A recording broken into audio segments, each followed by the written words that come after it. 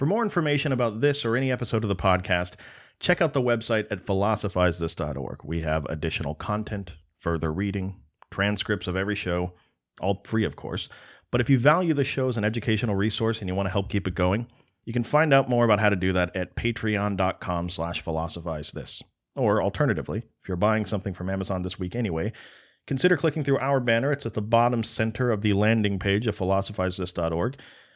Small percentage goes back to the show. It may just be a click for you, but every little bit adds up. Thank you for wanting to know more today than you did yesterday, and I hope you love the show. The episode today is kind of a weird one. What I really want to do is talk about why tolerance was so important to Voltaire and the Enlightenment thinkers, and hopefully in that process we'll understand a little bit more about ourselves and why we treat people the way that we do. I want to start by asking questions, as usual. What comes to your mind when I say the word tolerance? What comes to your mind when you think about how tolerant you are towards the beliefs of other people, and what you are personally willing to do in the name of ending intolerance in the world around you? What are you willing to do? Now keep these questions in mind. I'm about to read you a story, and the only thing I ask you to do when you're listening to this story is to make a mental note of how you feel about the actions of the woman in question. Remember how you feel in your stomach, because after I tell you the story, we're going to look at tolerance from multiple different angles, and at the end of the show, I'm going to ask you what you think about this woman again. Try to note any sort of changes that occur in the way that you feel towards the actions of this woman, okay? And if at the end of the show, there's absolutely zero change made, then there's two options. You're either a super genius, one, or my show is absolutely terrible. And I think we're both very aware of which one's more likely out of those two. So anyway, I want to tell you a story about a bus driver, okay? Let me take you back in time for a second. The year is 2008. The setting is a little town called Carmel, Indiana. And the woman in question is one Betty Campbell. She's a bus driver. And up until about 3 p.m. on the day that this happened, pretty much everything was normal. You know, the kids came onto her bus. She drove them to school. They went into class. They went to recess, lunch. They had their history exam. Then they got out of school, and Betty Campbell, like any other day, wants to drive them home.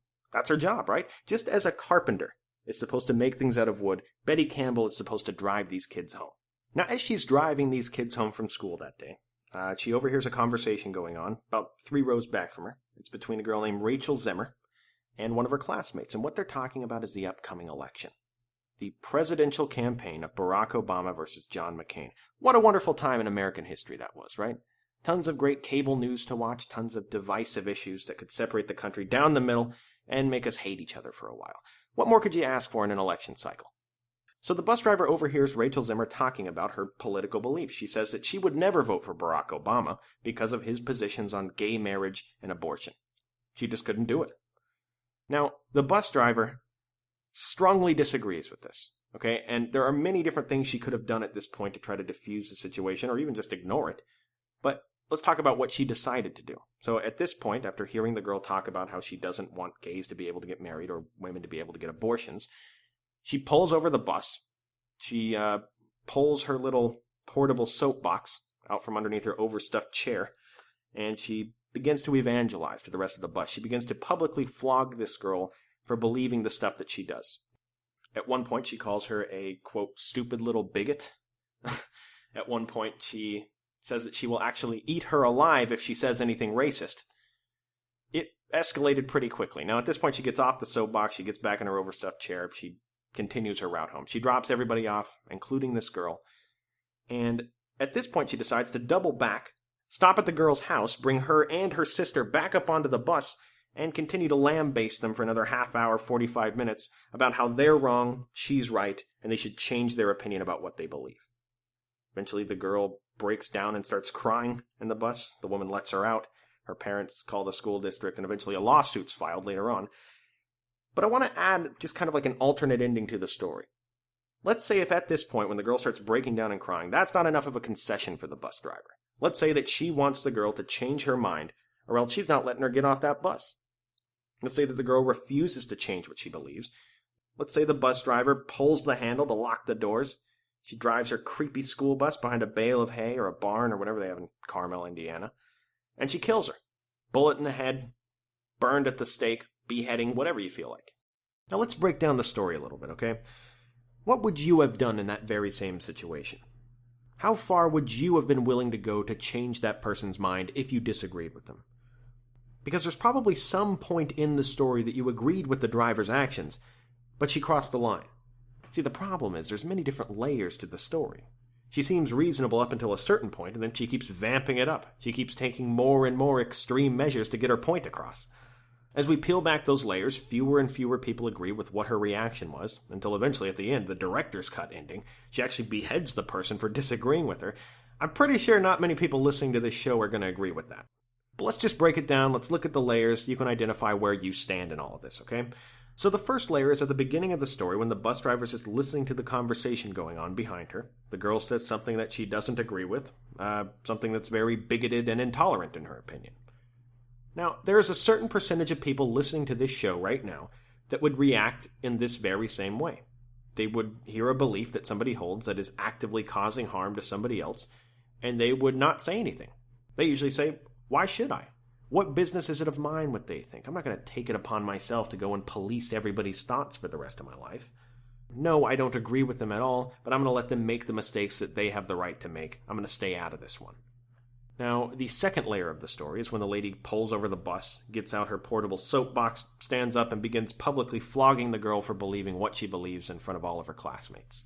Now, this may be a little extreme. The public flogging may have been a very extreme version of this layer, but what I'm talking about is there's a certain percentage of people that would hear someone say a belief that they think could potentially hurt themselves or others around them, and at that point they feel a sense of obligation to change that person's mind, to approach them and at least try to do something good.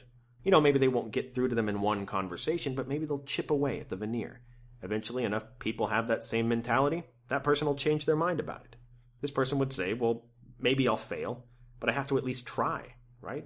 I'm going to feel terrible going on throughout my day knowing that this person feels this way. Now, the third layer of the story is when the lady finishes her route and actually decides to double back to the girl's house, invite her and her sister back up onto the bus, and lambaste them for 30 to 45 minutes, trying to the extent of her capabilities to change their opinion when it comes to gay marriage and abortion. Now, the equivalent here is that there's a percentage of people out there listening to this show that when they hear someone say a belief that's destructive to themselves or people around them, they would go to the extent of their capabilities to try to convince them otherwise. They wouldn't let up after one conversation. They would keep pressing them relentlessly, and eventually, hopefully, they would change their mind about it. Or they would break down into tears, because that's what happened. Now, the fourth layer of this story is obviously the director's cut ending. It is where the lady drives the school bus behind the barn and beheads her for believing what she believes. And I know there's not many people listening to this right now, hopefully none, that would think this is a good tactic to go about dealing with intolerance. But think about it. You don't got to go much further than the 5 o'clock news nowadays to find a group of people that are willing to behead or kill other groups of people that don't agree with them, simply because they believe that eradicating any opposing viewpoint is the proper way of dealing with that sort of thing. Now, we all agreed with the bus driver's decision-making up until a certain point in the story. The question I have for you is, which point was it for you? When did she cross the line in this story? The irony here, the deeper question that's underneath this story, and it's actually a famous question in philosophy, is if you consider yourself to be a tolerant person, how intolerant should you be towards the intolerant? I mean, think about it. The reason this bus driver did anything, the reason she decided to pull over the bus and start publicly flogging this girl, is because she heard the girl proudly supporting intolerant beliefs. So her reaction to the intolerance was to call her names, threaten to eat her alive, silence her. She fought intolerance with intolerance. If tolerance is a virtue that you strive to emulate, then what, if any, obligation do you have when it comes to combating other people's intolerant beliefs? And look, one thing I want to make clear right now, just real quick, because it's a mistake that a lot of people make when they think about intolerance versus tolerance, is that when you say that you're a tolerant person, or that you strive to be as tolerant as possible, that doesn't mean that you never disagree with anyone. Tolerance isn't saying that everyone is right and no one is wrong. Tolerance is accepting that other beliefs exist and not taking action to silence or condemn people that disagree with you. There's a big difference between that and merely disagreeing with someone. Okay? Now that we're past that, look, if you live in a first world country, I would like to congratulate you right now. Okay? You live in one of the most tolerant societies that has ever existed in the history of the world. just in my everyday life, I don't see many people walking around, taking to the streets, championing the cause of intolerance. I mean, just going through my everyday life, I don't see many people walking around on the street holding up signs proud of how intolerant they are towards other people's beliefs. This is not how we do it in modern America. I mean, just the fact that the Westboro Baptist Church are whack jobs that are worthy of putting on the nightly news just goes to show you how rare that kind of behavior really is. Maybe the best way to understand how important tolerance was to the Enlightenment thinkers is to give a little bit of historical context, so bear with me for a second. In modern times, we all fancy ourselves extremely tolerant people, don't we? Being tolerant in today's society is a paradigm. It is a virtue to strive for, especially the people listening to this show right now. You guys have to listen to a bunch of stuff that you disagree with. I mean, I do episodes on tons of philosophers that are opposite opinions of each other. You guys don't stop listening to the show just because you don't agree with something that's said on this show. You guys are tolerant. And we hear this all the time. People saying, you know what? I'm cool. All right? I don't care what race, culture, or creed you're from. Do whatever you want. Why does it bother me? I'm going to mind my own business. You do your thing. That's fine. This is widely held as a very admirable and respectable way of viewing other people in the world. But unfortunately for the rest of human history, it hasn't always been this way. Voltaire was living during a time period where being tolerant was seen as the opposite. It was seen as cowardice. Being ambivalent about the strongly held religious convictions of all the other people around you was seen as laziness. And there was a long history of this. There was a long dialogue within the church about just how much responsibility the average person had over the eternal fate of their neighbors or friends, right? St. Augustine, St. Thomas Aquinas, a few other people contributed too, but these people systematically made religious intolerance into a virtue. And if there's any party that's confused about that, if there's any party that's confused about how they could sell something like that to the masses, how could you ever convince the average person that they need to be unaccepting of the religious views of their friends? It just doesn't make sense. Why would they ever do that? Well, let me explain where they're coming from for a second, because it's actually not that crazy. Their thinking was, look, could you ever honestly see yourself passively sitting on the sidelines as your neighbors or friends burned to death in a house fire? No, if you heard them screaming inside their house and you could put up a ladder or do something to rescue them from that house fire, you'd do anything you could to save them. So if that's true, they argued, how could you ever justify sitting on the sidelines and just watching your friends and neighbors get condemned to the eternal house fire? The house fire to end all house fires. Hell, Satan's cabana, whatever you want to call it. Now, on that same note, during the time before Voltaire, when people mostly lived under monarch rule, as a person living in one of those societies, you would never just sit around and watch your friend organize against the king or speak out against the king. No, you'd try to do something about it. If anything, you'd report him, but you'd try to change his mind and get him to fall in line, right? So if that's true, these people argued, why would you just sit around and watch your friend speak out and organize against the king of all kings, Lord God? So you can see where they're coming from here. Intolerance was a virtue. It was an admirable thing to do. It's really not that crazy. I mean, if in fact you truly believe that your friend is going to be sentenced to billions upon billions of years of torture, horrific torture, just for not having a few drops of water sprinkled on his head when he was a baby, why would you just sit around doing nothing about that? Doesn't that make you a bad person? By the way, that was a widely held belief back then. And it's no different than the sorts of arbitrary rituals that religious leaders say condemn you to hell in today's world. The point of this is to illustrate just how different the world was back during these times, all right? Intolerance was a virtue, okay? We see the Westboro Baptist Church and they're parading around on the streets with their signs, and that's disgusting to us in today's world. But just a few short centuries ago, what they were doing would have been seen as an incredibly selfless, virtuous act. Seriously, back then they were sacrificing all kinds of worldly pleasures in the name of showing their friends and neighbors the errors of their ways. There's actually a part of me that really respects the Westboro Baptist Church, because even though I don't agree with their particular viewpoints, you got to admire their conviction. You got to admire how motivated they have to be to get up, be hated by everybody around them, and continue to hammer that message home. The point is, these people believe that they're saving others from eternal damnation. It is an admirable thing that they're doing. So if you think about it that way, Voltaire and the rest of the Enlightenment thinkers had a giant task on their hands. I mean, imagine if all of Western Europe was populated by members of the Westboro Baptist Church. Just imagine that world for a second, okay? First off, if you live in that world, good luck going down to a craft store and getting poster board anytime soon. Poster board would be like bread in World War II. If you invested in poster board right before that world became a reality, you'd be rich. You'd be Mitt Romney. But seriously, what sort of magical intervention would it take to change the way that they viewed intolerance towards other beliefs? Intolerance is a self-sustaining thing. Really, tolerance is the opposite of that. What we're talking about here is actually a very important and very interesting paradox in philosophy, and it's known as the paradox of tolerance. Lots of commentary on it, and it actually reminds me of something that we've talked about on the show before.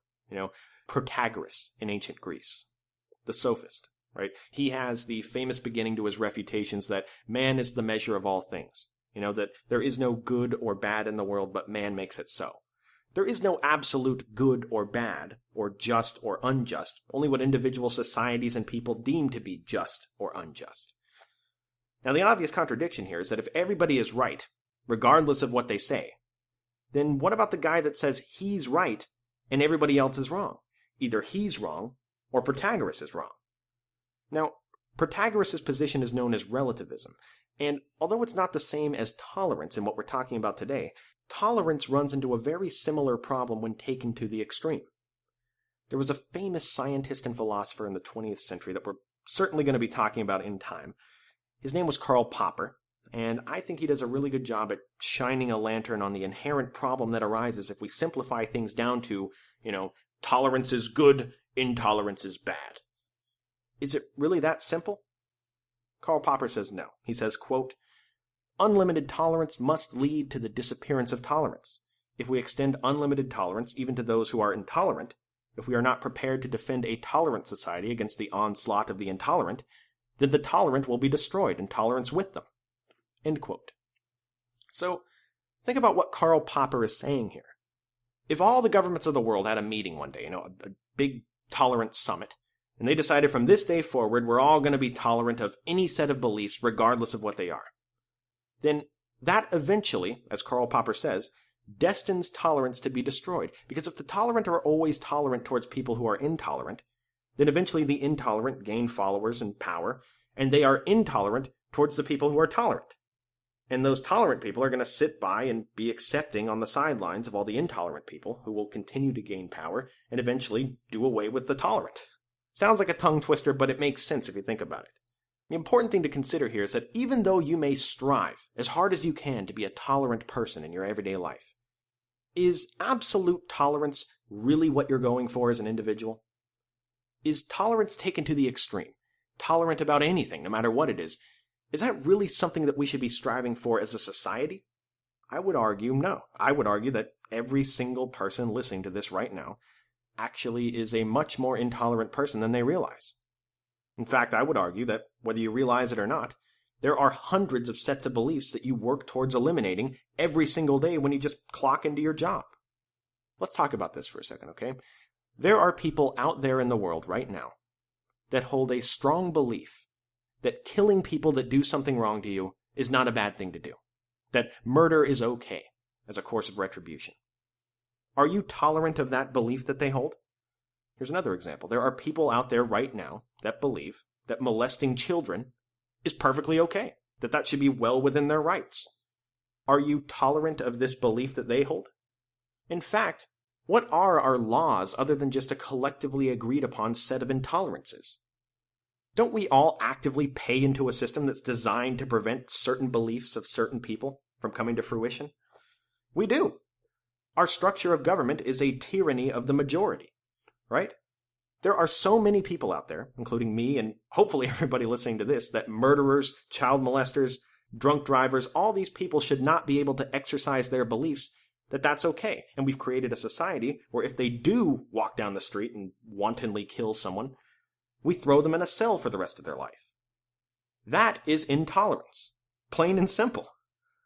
Now, don't get me wrong. I'm not saying that rapists and murderers should be able to walk the streets, but let's call it what it is, all right? For every law that you agree with, you are intolerant of a set of beliefs because of that, okay? And the point of this is that it's not as cut and dry as just saying tolerance is a good thing, intolerance is a bad thing, all right? But it's okay. You shouldn't want to be tolerant in every single situation. And on that same note, intolerance can actually be a great thing sometimes. And pure tolerance, if you take it to the extreme, that inevitably leads to the downfall of tolerance, like Karl Popper pointed out. So if we can't hover around these extremes as individuals, we're all presented with a very difficult choice. It's one that we're going to analyze today. What criteria do you use to determine how tolerant you're going to be towards a set of beliefs? Because there has to be a criteria. If there's no criteria, then you just walk around. Like, have you guys ever known somebody like this? Or, at least imagine somebody that assigns themselves the burden of policing the beliefs of everybody that disagrees with them about anything. Just imagine how miserable that life would be, all right? Someone with no filter, right? They never pick their battles about anything, not just religious beliefs or cultural beliefs. I'm talking down to the most basic beliefs. Like, let's say they're a fan of Hot Pockets, right? And they see somebody in the break room eating a Lean Pocket. You really shouldn't eat Lean Pockets. Hot Pockets taste better than Lean Pockets.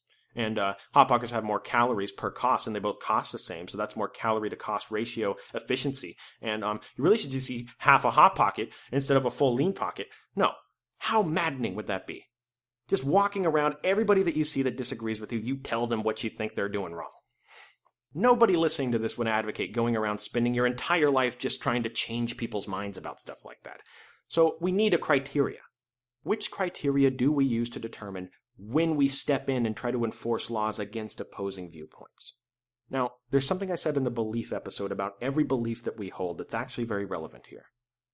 Every belief that we hold is a leap of faith, but not all leaps of faith are created equal. I think one of the main things that we use to distinguish between all these different leaps of faith that we make is how much they hurt ourselves and the other people around us. Okay? Now, most people, when they're answering this question of when a particular leap of faith that we make needs to be policed or have laws enacted against it, or they need to step in and try to change someone's mind about it, usually that comes when it starts to hurt themselves or other people. Your right to swing your fist ends where the other guy's nose begins. Do whatever you want, just as long as it doesn't hurt me or anybody else around us. Now, on that note, most Christians in today's world wouldn't want to outlaw atheism. If they could just push a button and atheism would be illegal. Most of them don't think that you should be killed or locked in a prison for just not believing in God. After all, if the atheist is wrong about it, isn't he really only hurting himself in the long run? And in that same way, most atheists don't have a problem with most modern denominations of Christianity. They see them as completely benign. They don't walk out and evangelize against people. They don't crusade. Their problem with that leap of faith comes when they start to nail people to a wooden X who disagree with them. In the long run, ultimately, if the Christian is wrong about what they believe, they're only hurting themselves. Why should the atheist worry about that? Pure intolerance is a fascist dictatorship, and pure tolerance is a lawless anarchy. Now, what Voltaire is trying to do with the power of the pen during his time is to move away from the old ideas of intolerance being a virtue and usher in a world of religious tolerance on a government level. But although Voltaire's focusing on the benefits of tolerance when it comes to maintaining order in a government or a state, the message that he's sending here is also extremely interesting to think about when it comes to how we treat each other in our personal lives, especially considering the fact that our government is so connected to the opinion of the masses. Think about it. We live in a representative republic. Our lawmakers, and our laws for that matter, the collectively agreed upon set of intolerances that we choose, are chosen by tyranny of the majority. We're in a democracy. Let's do a thought experiment real quick, all right? Let's pretend that 99% of everybody in the United States thought that gay marriage was not only wrong, but that it should be outlawed. There should be a law against it, preventing people from getting married. They would go to the ballot box, and they would reflect that opinion in the people that they elect. Those people would pass laws against it, and the 1% of people that thought there was nothing wrong with gay marriage, well, they would feel like the 1% of people that think there's nothing wrong with murder in our current society. The fact is, the intolerances that people carry around on a personal level shape the society that we live in. It's our system of government.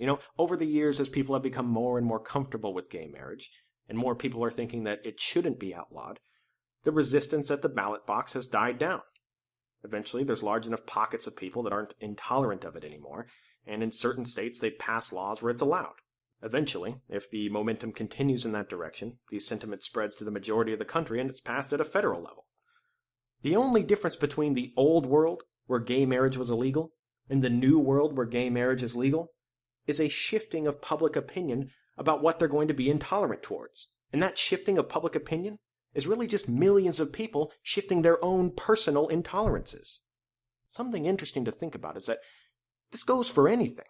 If enough people believed that murder was okay, if we lived in a world where 99% of people believed that murder was okay, we could truly live in a world where people walked around on the street. Two guys have a disagreement about something at the Home Depot, like the price of a shovel. One guy gets beaten to death with a shovel, and nothing happens. Consider the fact that this could both be extremely worrying and extremely empowering at the same time. And the reason it's empowering is that the only thing stopping you from living in the exact country that you want to live in is a few million people being convinced one way or the other about their intolerances. Think about that. Think about how possible that is. Like, have you ever had a conversation with somebody, a friend maybe, who was intolerant towards a certain group of people, a coworker, and after having a few conversations with you, they eventually start coming around, shifting their intolerances? Well, isn't this all that Voltaire did on a massive scale with his writing during his lifetime? Think about how powerful that is. Think about the potential if everybody had those conversations. Now, look, that's not to say that this is always going to work, okay? There are definitely people out there that are a lost cause. Trust me, I know. To be honest, there's just a lot of people out there that aren't willing to listen to opposing viewpoints. They believe what they believe because it's what they've always believed. And the last thing they're going to do is take an honest look in the mirror, because then they'd have to stop clinging to this much easier, oversimplified way of looking at the world. And that's scary to them. But let's go back to the beginning of the episode, okay? Now that we've talked about the power of engaging people, now that we've talked about how changing the mind of somebody that holds beliefs that are hurting people currently, how that could only be one conversation away, let's consider the initial question again. How intolerant are you willing to be towards intolerance? How far are you willing to go? Let's think about the bus driver again. She vehemently believed that the views of this high school girl were bigoted and intolerant towards gay people and women. She truly believed that the prejudices that she held were actively causing people harm. Paradise is a conversation away. And knowing that you have that power, given our structure of government, how far are you willing to go to change the mind of someone who holds intolerances that are hurting others? Look, the fact is, the bus driver didn't do the director's cut ending to our story. Okay, she didn't actually drive the girl behind the barn and behead her for not believing what she believed. She declared a war of ideas. And look, I don't condone what the bus driver did at all, but it's a 17-year-old girl. I severely question her judgment when it comes to who she's declaring it against. But it definitely gives you a different perspective. Maybe this bus driver had good intentions. Maybe it wasn't driven out of anger and hostility. And it's really not that much different than what Voltaire supports all throughout his philosophical letters. Voltaire was kind of like a general in this war of ideas that was going on. And lucky for us, Voltaire won the battle of tolerance. So this is the end of the main part of the episode, and I'd like to announce the winner of this week's $20 Amazon gift card. The winner! At RileyHaran_9 on Twitter.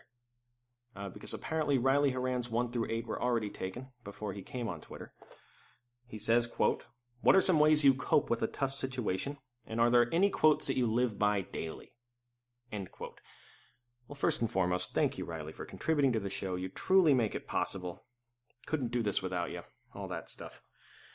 Look, the advice that I'd give to anybody that's going through a tough period in their life, regardless of what it is that please understand that what you're really going through is a tough mental state, or a series of tough mental states. And if you can find a way to control what your mind is focused on, you can really get through anything.